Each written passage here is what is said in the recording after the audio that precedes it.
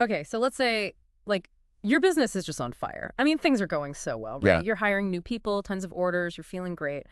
But what if I told you this amazing success could actually be, like, dangerous for your Yeah. business? Yeah. That sounds a little ominous. Right. It's kind of a plot twist.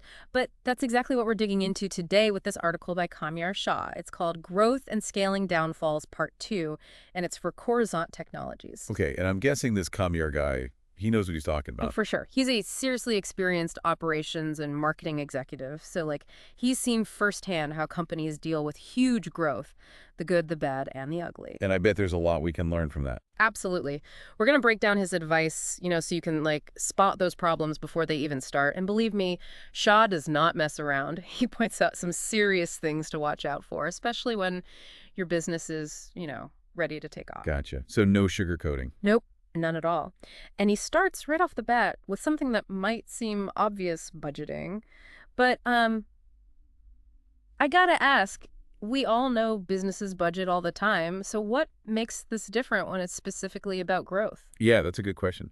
I think it boils down to the unknown. Like with a typical marketing campaign, right? You've got your data, you can kind of see where things are going. Right. But growth is like this whole other animal. Okay, I'm intrigued. It's uncharted territory, Yeah. right? You can't predict every cost, every little thing that might pop up. It's like the difference between, like, planning a road trip on Google Maps versus, I don't know, sailing across the ocean using the stars or something. Right. One is predictable, and the other, you just have to be ready for anything. Exactly. A perfect analogy. And that's what Shaw is getting at with this whole realistic budgeting thing. He's not saying just add a little extra cushion to your spreadsheet. He's saying you need to build in some serious breathing room.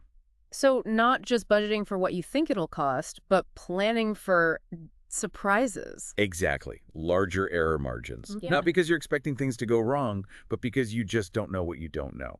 It's about being prepared. Okay, so you've got your, like, realistically, maybe even overly realistically padded budget. What's the next thing Shaw says we should look out for on this whole growth roller coaster? Well, this is where it gets interesting. He dives into decision making, which, sounds simple enough, but it can get really complicated as your company grows. Oh. You need a plan, Yeah. right? So initially, you need that top-down approach. The leadership team sets the vision, the big picture. Hmm. But, and this is key, Okay, you got to tell me, what's the secret sauce here? How do you make good decisions when everything's moving so fast? Shaw's all about incorporating bottom-up feedback, too. It's like, the leadership, they set the course, but the people actually doing the work, they're the ones who see the icebergs, right? All ones dodging icebergs, yeah. Okay, so how do you balance that, though? Because you need the big picture plan, but you also need to be able to react quickly to what's actually happening. How do you keep things from becoming totally chaotic? Yeah, it's tricky. It's all about communication. And making sure that the people who are, like, closest to the problems or the customers or whatever, they need to be able to make decisions. Yeah. Without having to go through a million layers of approval first. So if your team is seeing a ton of complaints about, I don't know, a new feature you just rolled out. Right, exactly. They should be able to say, hold on, let's figure this out, without, like, needing the CEO to sign off on it. Because by the time it gets to that point, it might be too late, 1,000,000%. It's all about being agile, especially when you're growing that fast. Totally. And this actually leads into another thing that Shaw talks about, which I thought was super interesting.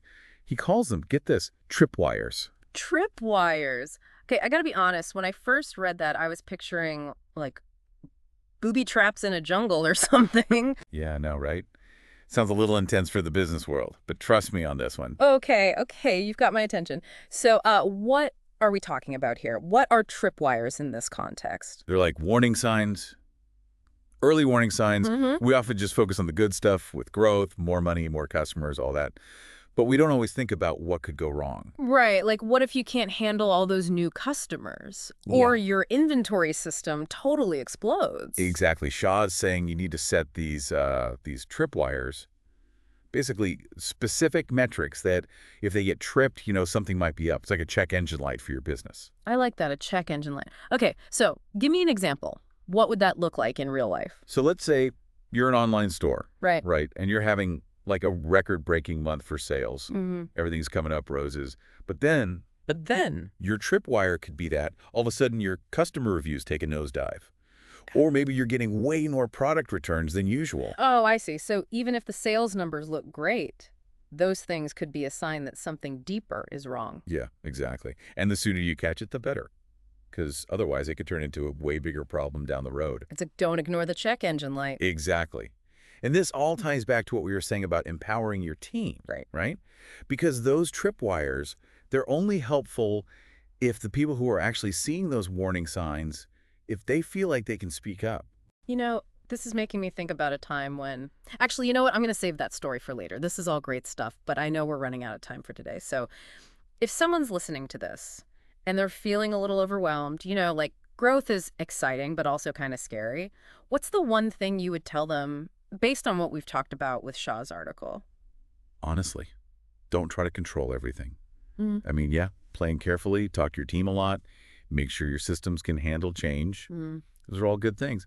But like, you also got to accept that there will be surprises. It's part of the process, you know? Yeah, it's like they say, embrace the chaos. Exactly. The best companies, the ones that really kill it when they grow, they're not the ones that avoid problems. It's the ones who, like, use those problems to get better. Yeah. So those tripwire moments, those little fires you got to put, they're not failures. They're like learning experiences. 100%. Each one is a chance to be like, okay, how do we make sure that doesn't happen again? Or what can we learn from this to make the business stronger? I love it. Well, you've given us so much to think about today. I swear, I learn something new every time we talk. So now for everyone listening, here's something I want you to take away from this. Think about a time when your business was growing really fast. What went right? What went wrong? And knowing what you know now, what would you do differently next time? Keep those tripwires set, be ready to change directions, and seriously, enjoy the ride. It's going to be wild, but it's going to be worth it. Until next time, everyone.